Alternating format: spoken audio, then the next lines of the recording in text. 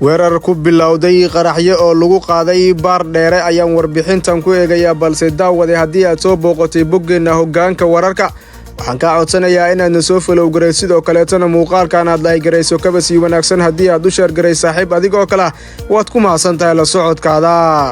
warar dheeraada ayaa ka soo baxaya weerar ku bilowday qaraxyo xooggan oo ay goordhow kooxda al-shabaab ku qaaday gudaha degmada baar dheere ee gobolka Gado qaraxyada oo laba ahaa ayaa la sheegay in loo adeegsaday gawaari laga soo buuxiyay walxaha qarxa sida ay noo xaqiijiyeen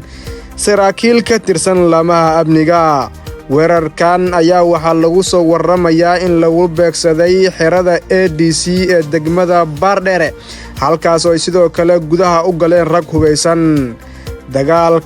kafool ah oo u dhaxeeya ciidamada dawladda iyo ragga weerarka qaaday ayaa haatan ka socda